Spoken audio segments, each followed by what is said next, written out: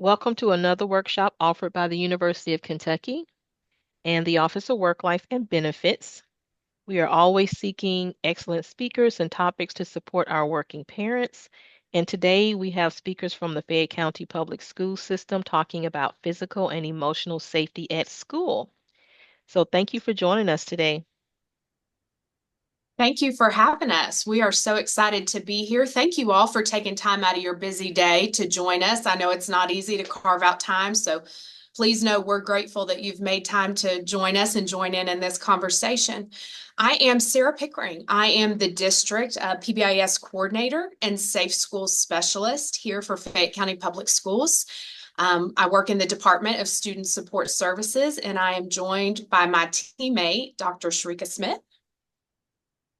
Good morning, no, afternoon. Sorry. Good afternoon, everybody. I'm Dr. Shericka Smith. I also am in the Department of Student Support Services. I serve as the mental health coordinator, but I also help with leading the crisis response team in the event that there's a school crisis.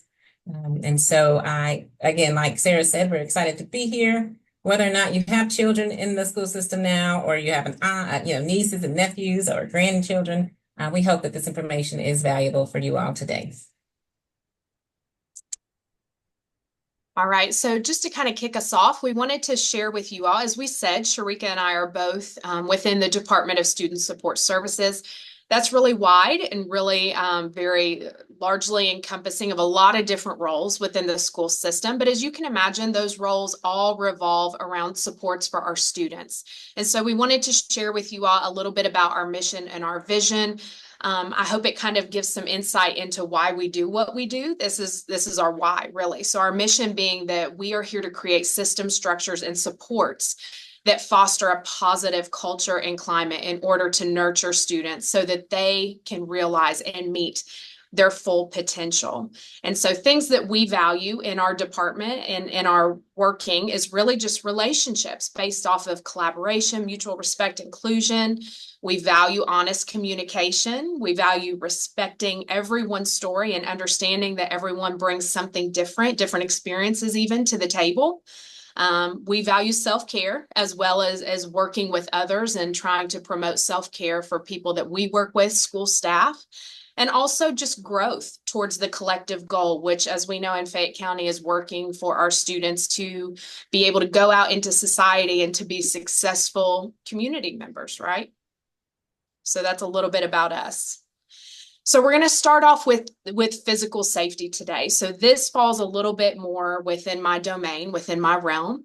As I shared, I am the PBIS coordinator. PBIS, if you're not familiar, stands for Positive Behavior Interventions and Supports.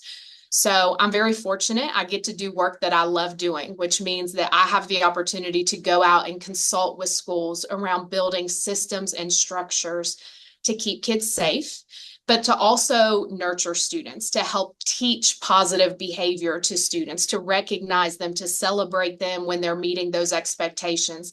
So this for me it's heart work, right? This is work that I'm really passionate about.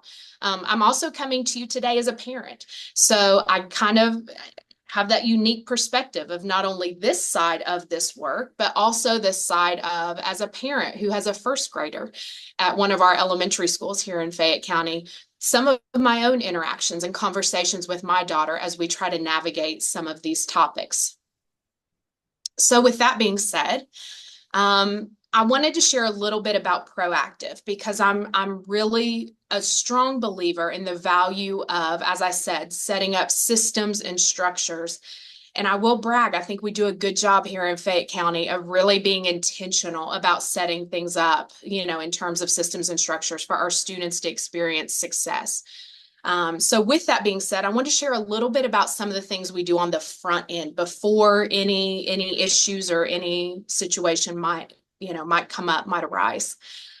First and foremost, we are about teaching behavior, right? We can't make assumptions that students know how to behave in any and every social situation. It's just not realistic. Kids are learning, and what we talk to families about, what we share with families is the same thing that we share with our school staff, which is when a student comes and they don't know how to read, we teach them. If a student comes in and they're not sure how to navigate a particular social situation, we need to teach them, right? It's the same concept. So part of that is teaching social emotional learning.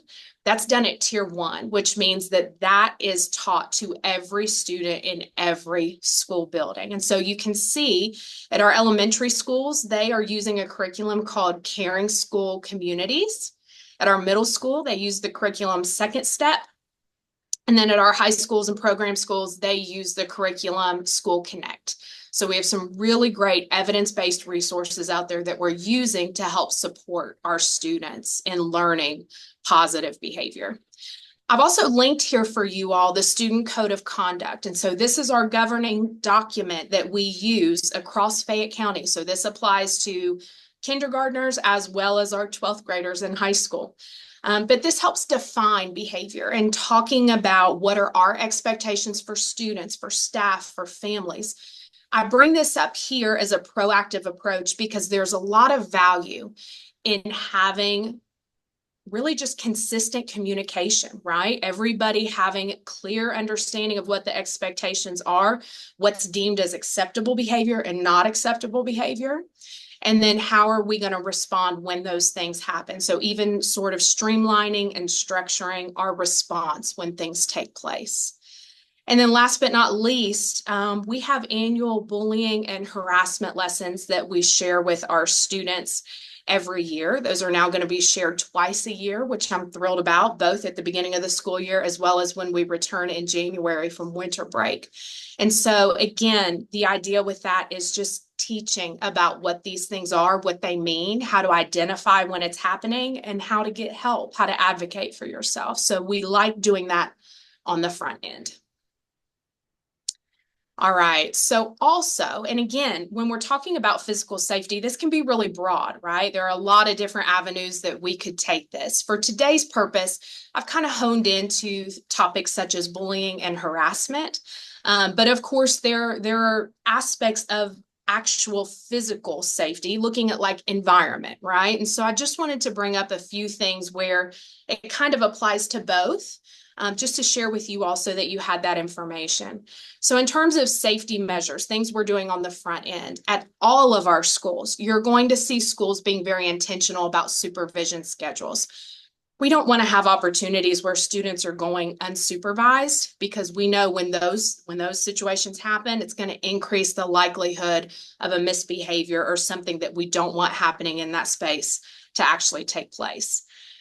Also, communication systems. We have systems in place here where even something as minor as a hall pass for students, there's a system, there's a structure to this where we know the student has checked out, they're in the hallway, they're going to the restroom. It's keeping a log on how often or the amount of time that the student is out, how frequently the student tries to leave class. And so that's all data that we can look at and review in terms of, is this maybe avoidance? Is this something that, the student doesn't want to be in class? Is there something going on that we need to have better supervision in the hallway during this time period? So things like that. Our student support teams, and we'll jump into talking about our student support teams at the school level and all the wonderful people that make up that role.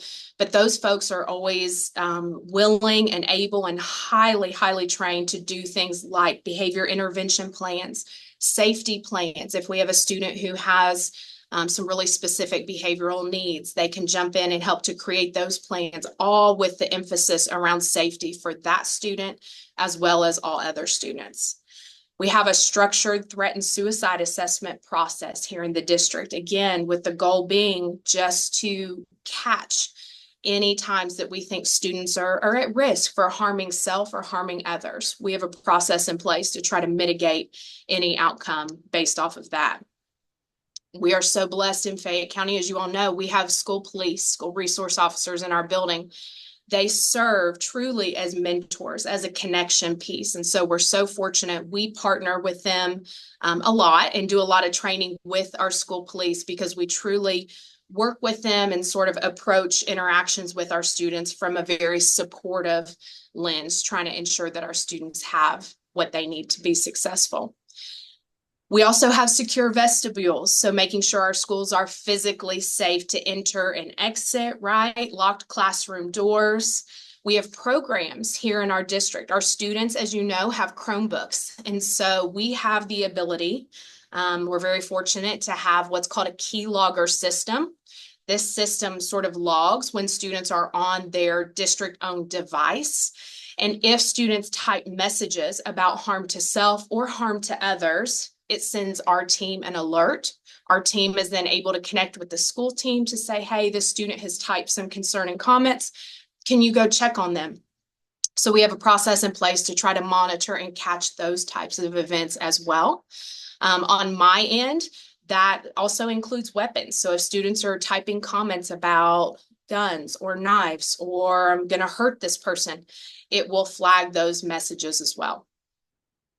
Last but not least, our secondary schools have things like metal detectors and badges.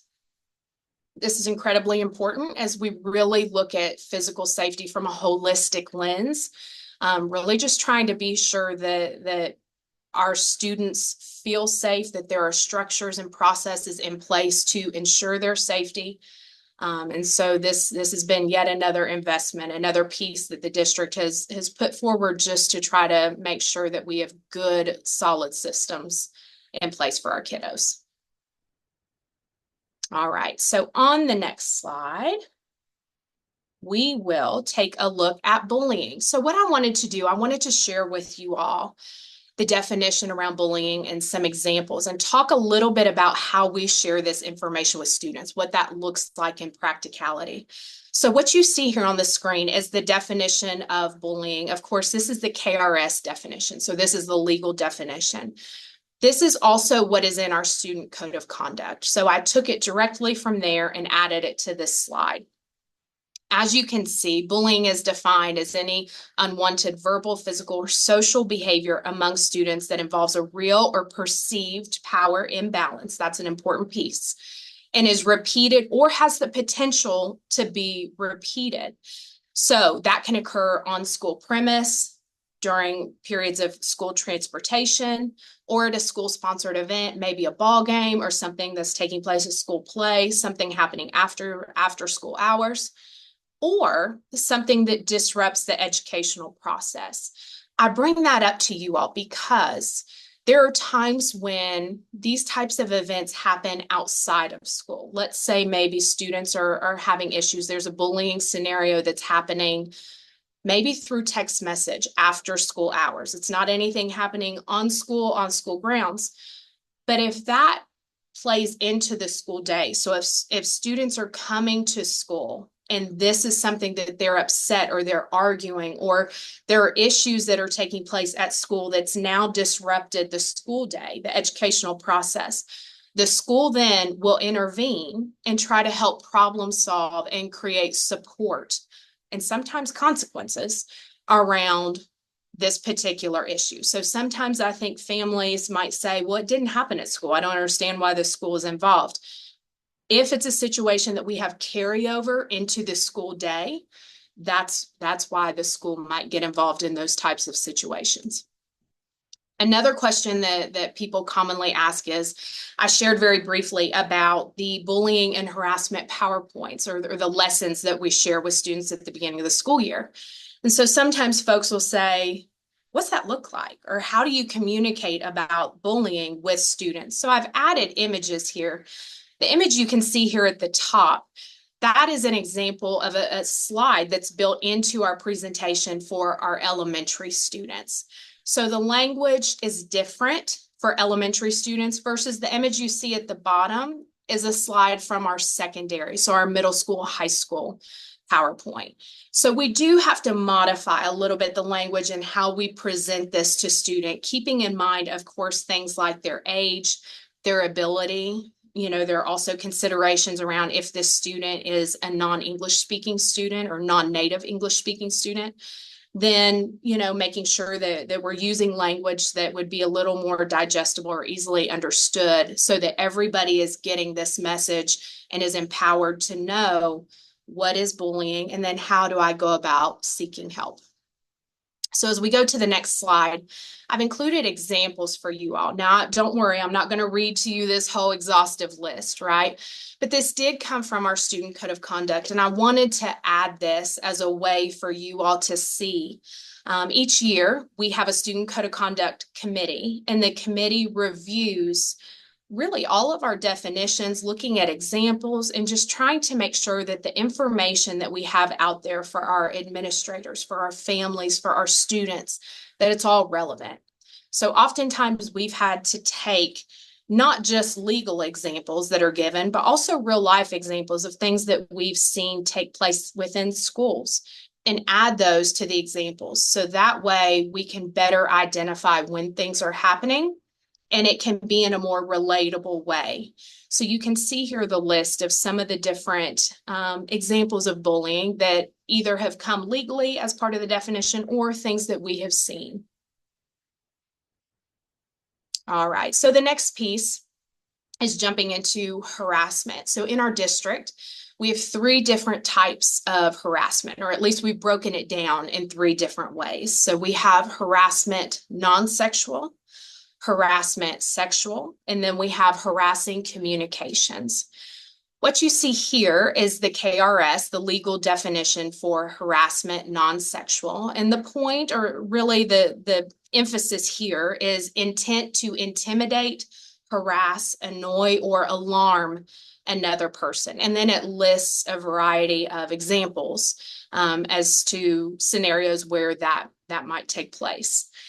Part of what we do is trying to help students differentiate between things like bullying, peer conflict, and harassment, and helping to provide examples or scenarios where they can better identify what's going on so that they can seek help for themselves, or hopefully if we have a scenario of bystanders, that they can identify what's going on and also seek help for the person who is experiencing that. So as we go to the next slide, you'll see some examples of harassment non-sexual. Again, these are just a variety of examples that have either legally been pulled or are also examples of things that we have seen within the school. Our next slide is going to be harassment sexual. And so this, of course, means any non-mutual, non-consensual conduct involving gender or sex that is perceived by the recipient, a third party, or reasonable disinterested person to be severe and or pervasive, unwelcome, unsolicited, undesirable, abusive, sexually discriminatory, or offensive. And we do have examples listed here as well. And our third category is harassing communications. This is a lot of times where we see students through social media, through texting, or we see those types of threats or intimidation, those types of comments taking place over those mediums. And so this is an area where we work with schools just to try to differentiate between harassment versus harassing communication. Again, you can see here some examples, but again, this tends to be more along the lines of social media or electronic communication. All right, so let's talk about some parent tips. And I want you to know this is not a standing and sort of preaching from the pulpit. This is something that I do with my daughter. So this is actually advice or suggestions that I engage in myself.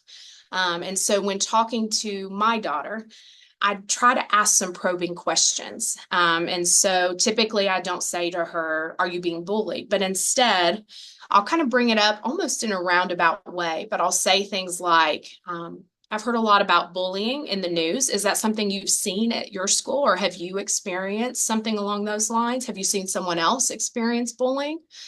But then there are a lot of other ways to ask as well. You can say things like, "I'm worried about you. Are there any kids at school who may be picking on you or bullying you?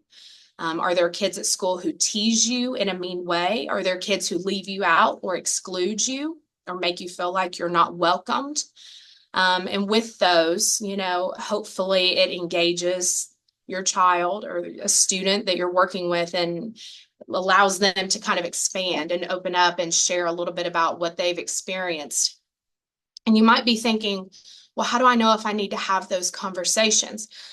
Myself, I just have them with my daughter. So even if she's not indicating to me anything that, I would perceive as a red flag, I still ask those questions just to kind of get a feel. I'll say a temperature check on how she's doing. What are things even she's seeing? Maybe if it's not happening to her, is it happening to other students? And then I can have a conversation with her about being a bystander and what are things that she can do. But if there were some signs or symptoms, some things you might want to look out for might be destruction of property. So if your child or a student that is coming home and maybe they have ripped clothes or damaged personal items, that might be a cue. If your student is suddenly not wanting to go to school or very hesitant, that might be a cue. If you're having some changes in terms of just their demeanor or something seems off, right? That might be something to kind of further dig into and try to assess. Also, things like somatic complaints. I have a headache, I have a stomach ache. That might be an indicator of maybe some anxiety or some nervousness around going to school or going to a particular class or club or wherever this particular event might be happening. So again, some additional subtle questions, some things you could ask if you feel like you don't have any red flags. Another way to approach it could be, do you have any special friends at school this year? Who are they? Who do you like to hang out with? One of my favorite questions I asked my daughter is, who'd you play with at recess today? Of course, she's in first grade, so that may not apply if you have a middle school or high schooler. But I'll say, who'd you play with today? Oh, you played with them yesterday. Is there anybody else? Or is there a new person you might like to play with? And try to gauge if she's if she's meeting other people and able to engage, in other social groups. All righty. So on the next slide, how to get help. Okay, so if you have a situation where maybe you have concerns, we will talk a little more in depth here when Shericka shares, but the student support team at the school, we have some amazing, amazing professionals in all of our school buildings. We're so fortunate in our district who can provide support. And thankfully for our secondary schools, a lot of our students have immediate access to those professionals. They have the ability to scan a badge or scan a QR code and request an appointment to meet with counselors, social workers, district mental health, people of those roles, if they feel that they need immediate help. But for you all as families, sort of my last bullet there, connection points for you all. I would always recommend reaching out to the classroom teacher first. A lot of times they are the person who spends the most time with your students, so they would likely have the most information. I also recommend our student support staff as a second layer of support. So some of those roles that I just mentioned. And then the next layer would be the school administrator. So if you still have concerns, or maybe you feel as though, the people that you've spoken with previously, maybe they don't have all the information that you're looking for, you can always go to the school principal as well, just to continue asking some of those questions and seeking out what are some available supports for your student. Another option in the middle here, our second bullet, is about Stop Tip Line. So Stop Tip Line is an anonymous reporting tool. And so there's one set up for each individual school in Fayette County. So when you log into that link, you would select Fayette County, and then it'll have you select the specific school of your child. And your child can fill this out as well. This is open to anyone to fill out. It can be anonymous, but it doesn't have to be anonymous. So if you would like to have your child's name, or if they would feel comfortable submitting their name to say, there's this situation going on around bullying, I need help, or maybe even I've seen this other student be bullied and I think that they need some help. That's one of many things that you could report on Stop Tip Line.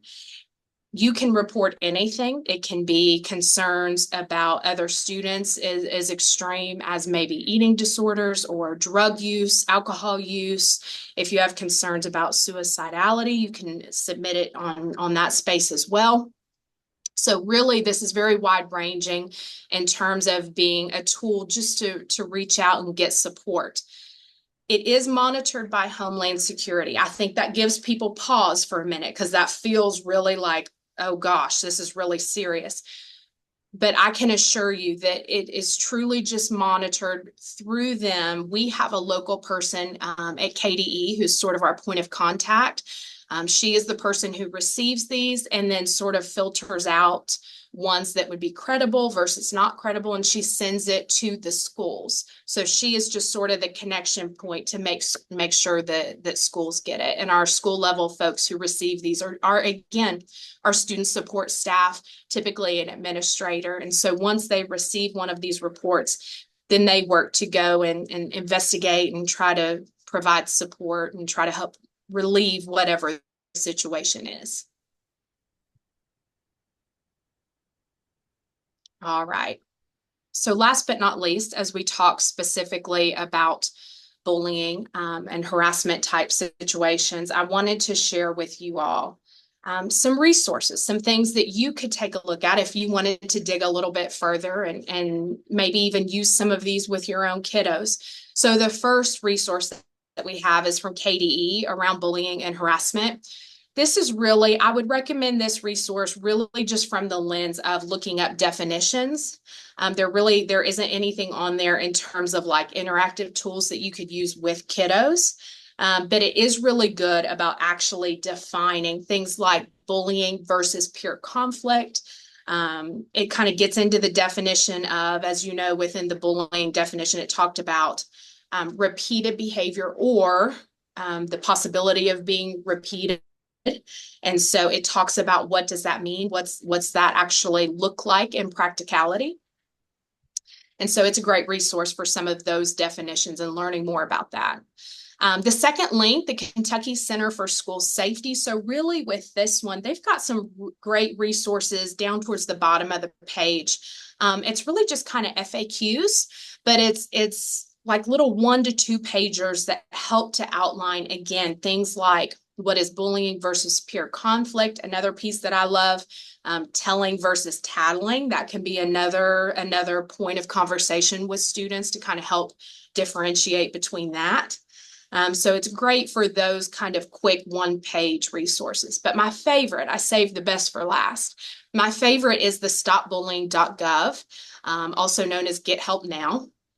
And so this particular resource actually has videos and worksheets and things that you can use with your students. I will say it tends to be geared more towards our younger grades than not so much like middle school, high school ages. But just some really good resources in terms of if you wanted to sit down and have it be a collaborative conversation with your student, kind of looking at some of these videos, and then they have prompted questions that you can go through. That can be a really neat resource just to kind of help facilitate some of those conversations. So with that being said, I'm going to turn it over to my teammate Shericka, and I think we're going to transition into emotional safety. All right. Thank you so much, Sara. For those on the call, including myself, just take a deep breath. And, you know, a lot of times, especially if we have our own children or, like I said before, nieces, nephews, grandchildren in the school, it is very difficult to think that that these things might be going on in the building. And hopefully that your children have not been affected by this or impacted by this. But it is always helpful to know what to look for, to know how to get help if this is something that's affecting your family or someone else's. So, like Sara said, I'm going to transition and talk about emotional safety. My background is school social work, and I come from the mental health lens. And so our district was fortunate enough, if you've lived in Lexington long enough to remember this, to collect funds, right? I think they did a property tax increase. We won't go down that road, but to generate funding to improve the safety in our schools. And they kind of described the safety plan as hard fixes and soft fixes. And so Sara discussed some of those hard fixes, like the making sure that the vestibules are secure and making sure everybody's building structure is actually secure, as well as metal detectors and badges. So those are kind of those hard fixes. Where my team comes in, we have a student support team, a district mental health team of about 5 of us at the district level. We come in and kind of support those soft fixes, talking about mental health and making sure that there's enough staff to work with students who are struggling emotionally. So just to kind of give you a snapshot of what that looks like across our district, we have 81 mental health specialists across our schools. And you all know Fayette County Public Schools, there's 70 plus traditional schools and program schools. And so every building is equipped with supports so that the ratio of mental health professionals to students is at least 250 to 1. And that is a guideline that's national and a recommendation. And our district has been fortunate enough to be able to hire licensed clinicians to be in our buildings to work with our students if needed. We also have 40 school psychologists, and these positions work typically with those students who have individualized education plans or IEPs, and they help serve those needs for those students. We have 28 school social workers, and our school social workers are so instrumental in our buildings. They help with reducing the truancy and educational neglect numbers, so making sure our students are actually in the building and coming to school. And they do a lot of other things to help eliminate the barriers to student learning. 124 school counselors. And as you all know, when you go to elementary school, I think they call them guidance specialists. And as you go up to middle and high, there are more school counselors in the building. And they work in the same capacity, sometimes more scheduling, sometimes around testing, college and career readiness. But our school counselors are equipped to work with emotional needs as well as 50 family resource and youth service center coordinators. And these are the backbone of our district, we like to say. They help when our families are struggling with basic needs. At any point in time, any of us could have a horrible tragedy and we may need support from some of our frisks. And so they are there to support our students and our families and make sure that they have what they need to learn. These numbers may be a little off, but this is the about approximate number of this. So when we talk about emotional safety, our district, like I said before, was very, very proactive in making sure that those soft fixes were in place. But schools have also taken these steps to make sure that all students have mental health support if they need it, or have ways to seek help for friends if that's the issue. So Sara already talked about social emotional learning. And I love our SEL curricula because it really teaches our students how to have that self-regulating skills, how to deal with decision-making and being able to problem solve and work with their friends, because we are going to have conflict. Our kids are going to have to manage conflict. And so these programs, the curricula that Sara mentioned earlier, really teach our students how to work through those programs. Just like Sara said before, the bullying and harassment lessons are required by law. However, in middle and high school, we also are required to do an annual suicide prevention training for our students. So our students are learning the signs and symptoms of suicide. They're learning what to do when or if you are feeling this way, what to do when or if your friend is feeling this way. Of course, these trainings are done in an age-appropriate way, and I think they're so beneficial to have those conversations, but also that's a way for the school to be able to meet the student and the student to see who their student support team is. So, that's my support in the building. Even if I never have an issue or never need to talk to someone about my emotions or my feelings, at least I know where to go if I do. So these are some of the support services. I mentioned those on the previous slide. We also have outside agency support. We have contracts with maybe 30 outside agencies, and some of the big ones you may have heard from New Vista, KBC, The Ridge, Mount Comprehensive Care. And some of these agencies actually provide mental health services in our school with parental consent, and they bill your insurance. And the biggest need for this was really about transportation. We have a lot of parents who are seeking mental health support for their student, for their child. They want their child to see a counselor or a therapist, but I don't have the transportation to get them there after school. So having these outside agencies actually housed in our buildings has helped with that transportation barrier.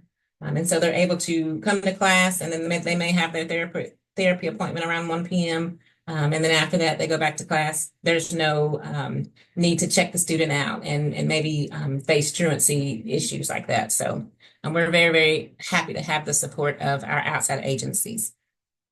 We also have behavior coaches in the building. Again, this might be more on Sara's side as far as teaching that behavior, but they are also very instrumental in working with our students with those emotional needs as well. Each individual school has their own procedure on how to seek help. A lot of times you see in the middle and high school, in our middle and high schools, they'll put maybe a QR code or a Google link, maybe on the back of a door or stall in the bathroom. If you need help, scan this, and it'll immediately contact your counselor. So each school kind of has their own procedure for seeking help that the students should know and that they utilize if needed. I think as a parent, very, very important for you to know that procedure for your own child's school. You know, if my child is seeking assistance, what can he or she do? Does she know how to seek help and what to who to ask? And then on our middle and high schools, Sara mentioned the badges. All students are supposed to wear a lanyard with a badge to identify themselves. But on the back of the badge, if you have a middle or high school child, look at the back of their badge if you've not. There should be a QR code that the kid can very discreetly scan, and another way that they can seek help as well, because they can fill out a couple questions. It should go right to the counselor. The counselor should be able to identify that student and come get him or her out of class to check on them. We discussed the safety monitoring earlier. However, on my side of the house, right, we are monitoring those comments that get flagged that may discuss suicidal ideation. Unfortunately, we have a lot of students who use their Chromebooks to search ways to die. They will use their Chromebooks to search, or they'll say, I want to kill myself. They'll say, how many aspirin does it take to die? And these are our real life true searches that we get alerted for. And so we have a staff member in our office that every time an alert like that pops across the district, every FCPS child is given a Chromebook. And so since it's an FCPS Chromebook, we're able to flag those. We get the alerts when something like that is discussed on the Chromebook. And immediately our staff member calls the school and says, check on Shericka Smith. She has Googled this on her Chromebook. So immediate action. In the event that it is after hours, we have a second shift district mental health specialist. She works between the hours of 2:30 and 10 o'clock, and she monitors these computers, right? So anytime your child is at home or a student is at home using the Chromebook and typing something concerning, our second shift district mental health specialist sometimes works with our second shift law enforcement officer. They may have to go to the home and do a home visit if they can't contact the parent by phone. But again, those are just really, really proactive ways and just ways that we can intervene as soon as we know that there may be a mental health, an emotional issue or something going on with that student on their Chromebook. So all of our staff are required to take training in the beginning of the year, whether it's virtual or in person, to learn about trauma, the signs and symptoms of trauma, to learn about the signs and symptoms of mental health concerns, and also to learn about the signs and symptoms of suicide. Because unfortunately, like I said before, it's not something we want to really think about that's truly an issue or happening, but unfortunately, it's very real and it's becoming more of a problem. As the crisis response team lead, in the event, like I said before, of a school death, a school crisis, one of our students pass away or one of our staff members passes away, we do send grief counselors out to that school if they request that. And unfortunately, we have had a very, I think one suicide's too many, right? But we have had in our district students as young as 10 years old die by suicide. And that is fifth grade. Right. And even though we're not required to do a suicide training for elementary, they are discussed. They are taught how to get help if you're feeling sad. Right. Very age appropriate. You know, this is your school counselor. If you ever have a problem, talk to her or him about your problems. But again, this is a situation that unfortunately is very real. And so to have the most information about the signs and symptoms in the beginning is definitely going to help save some of our children. We also have a screener. It's called the DESA, and it's through a company called Aperture. And this screener just asks for elementary school, the teachers are able to rate their students on how their social skills are. Do they have friends? You can look up the actual questions that it asks. How do I feel like the student is managing with conflict? And so if there's ever a student where some of those skills are lacking, they kind of fall through the cracks sometimes unless we are able to read those results, right? Because those aren't your students like Sara was kind of describing, the outward behavior. Sometimes we have students that have those internalized behaviors. And so this screener really helps identify those students so they're not falling through the cracks. In middle and high school, this screener is administered to students and they actually take it about themselves. So again, elementary, the teacher's rating the students, they're taking the screener about the students.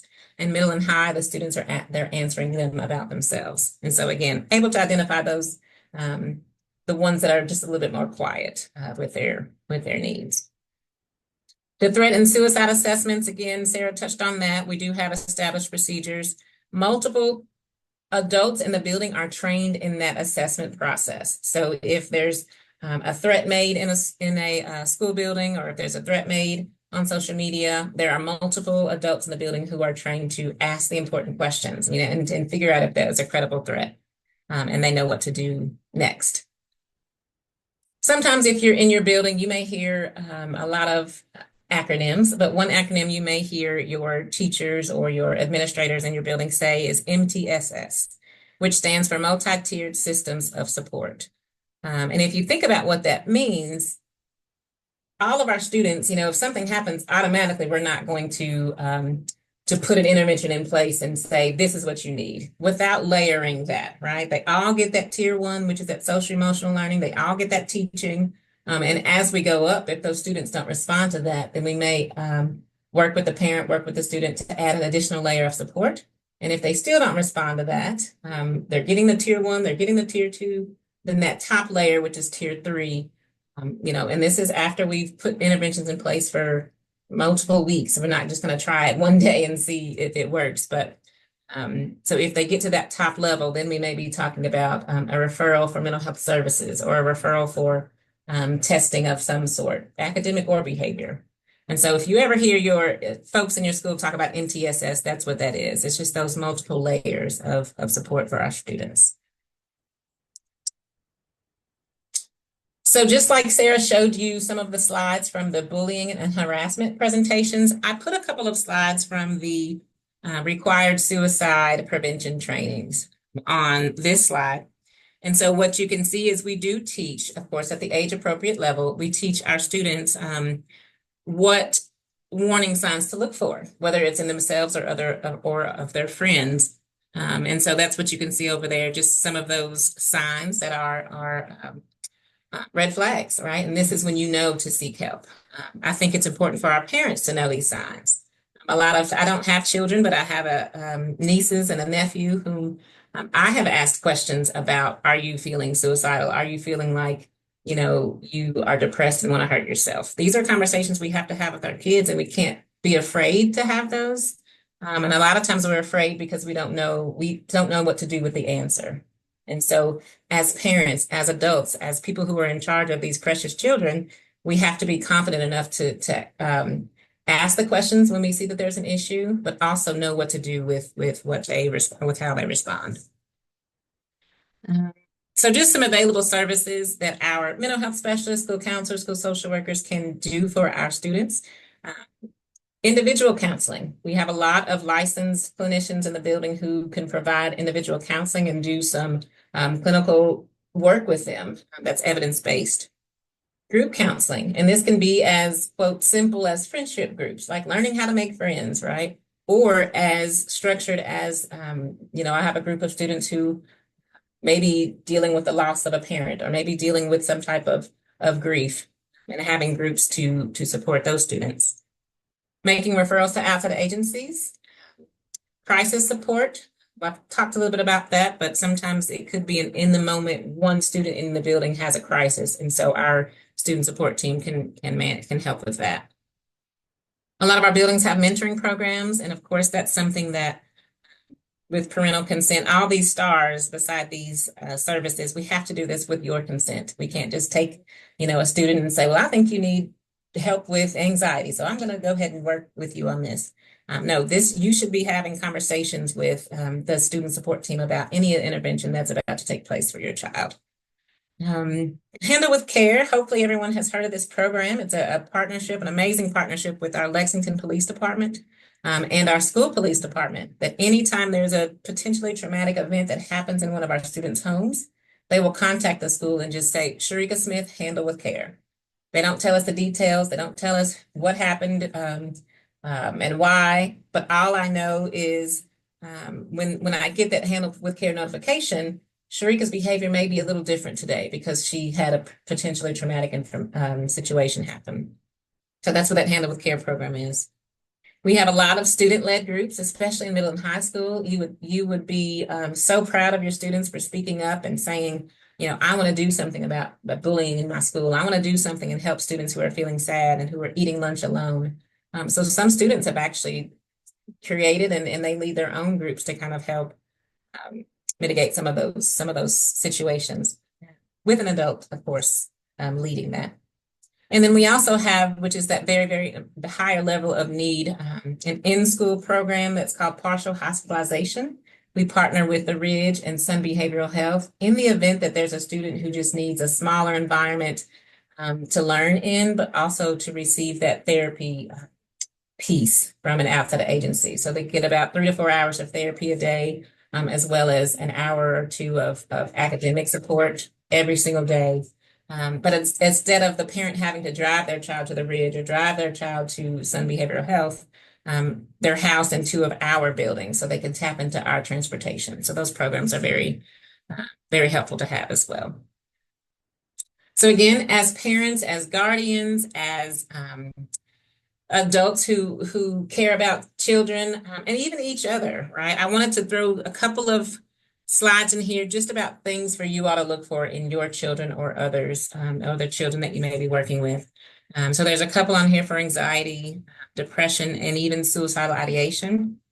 But if you look at some of these signs and symptoms, we've got increased somatic complaints. My belly hurts, my head hurts, I feel sick, poor school attendance, irritability, depression, withdrawing from friends and family, mood changes. And then with suicidal ideation, sometimes even just having a conversation about wanting to die, saying goodbye, sudden mood changes. Some of these signs and symptoms could also be because I'm a teenage boy and I'm growing up, right? Some of these signs and symptoms could be typical developmental changes that we all went through. I know when I was in high school, I was a little moody and I had, all of a sudden I'd be happy and then I would cry because my boyfriend broke up with me. But when it kind of starts to affect school, it affects home, it affects your daily activities. And when you're seeing these in multiple areas, that's when we start to wonder, okay, is there something else going on besides my child being a teenager? So I definitely want to put that in there for you all to have. For parent resources, we have a lot of resources within FCPS, but also nationally. So I put a couple of links in the slide for you all. The Get Help link is for parents to fill out a couple of questions, and that can say, I need help with basic needs, which means maybe a bill, or I need an alarm clock for my family, something like that. Or you can seek emotional support from a school level employee. So that's the link that you would do that. There's an FCPS emotional support and self-care website. We created this during the era of COVID, but there's so many good resources on there. I still pass that link out. And then your suicide prevention information, that link will take you to a page that just has some questions that you can ask and some look fors as well. The 988 suicide and crisis line, that is a national crisis line. So if you have a child who doesn't really want to go to school and talk about it, they can call that line and someone can help them over there over the phone. The Trevor Project, again, is a suicide and crisis lifeline, but that is specific to LGBTQ students, people who are in the LGBTQ population. So they are well versed in working with students or anyone who falls into that. All right, so again, we are so excited that we were invited to speak to you all today. You will get this PowerPoint and all those links should work and you should have access to anything that we discussed. And so we would love to entertain you all, or y'all can entertain us with any questions that you have, and we appreciate your attention. Thank you so much for this wonderful information about physical and emotional support in our schools for our children. Do you guys have any questions? If you do, you're welcome to unmute yourself and ask the question if that's easier, or you can type it in the chat. I have a question. My name is Stephanie Abel, and we live a little bit south of Lexington in Garrett County, and I have a second grader. We've heard, so some of this is hearsay, but we've heard some concerning things about bullying in the middle school and high school, and we're trying to determine kind of future planning wise what we're going to be doing, whether we're going to be keeping him in the public school system or trying to do private or maybe switching to a different district. And so my question for you all is, I know that there was a lot of great resources that you provided in terms of some kind of national reporting things or state reporting things. Is any of that data available in aggregate? Sorry for my voice, I have COVID right now. Is any of that data available in aggregate based on district for the public to just get a sense of what that picture looks like based on district or schools or anything like that that would be helpful? Stephanie, that's a great question. You're absolutely right. There is. It is called the school report card. So every year we compile both district and individual school data. We submit that to KDE, and then KDE then advertises that out. Now, I will share, KDE is using a new platform to collect that data. So in years past, it would have already been released for last school year. However, this year, gosh, off the top of my head, I'm wanting to say maybe mid-November. It's later this year than what it has been in previous. But you can certainly go to the school report card through KDE's website, look up Fayette County and look up any individual school, and it will show you that behavior data as an aggregate, like what you're asking for. Wonderful. Thank you so much. You're welcome. I hope you feel better. Thank you.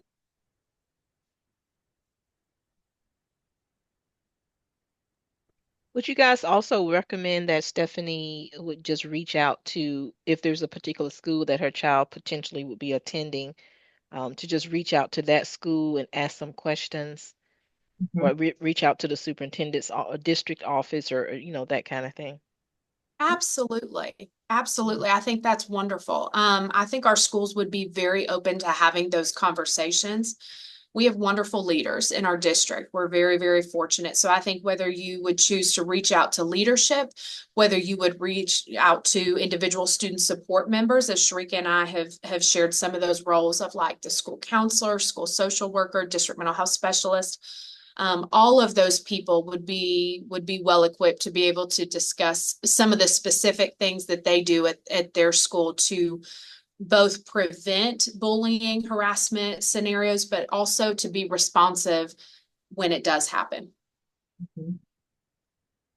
Wonderful. Thank you. Yes, absolutely. I know really quickly in our district, our sixth grade counselors, when it's time, will go down and see the fifth graders. And so they can get their schedules together and meet the counselors. And so sometimes that kind of eases some fear because the fifth graders can see what they're looking forward to and meet their sixth grade counselors. But I know that may look different in different districts, but that's also something that you can consider. Are there any other questions? I see some thank yous in the chat. Thank you. You're welcome. I went ahead and proceeded with the contact info slide. So if you're watching the Zoom or if you're still on Zoom, and you have further questions after this is over, please don't hesitate to reach out to Sarah or myself.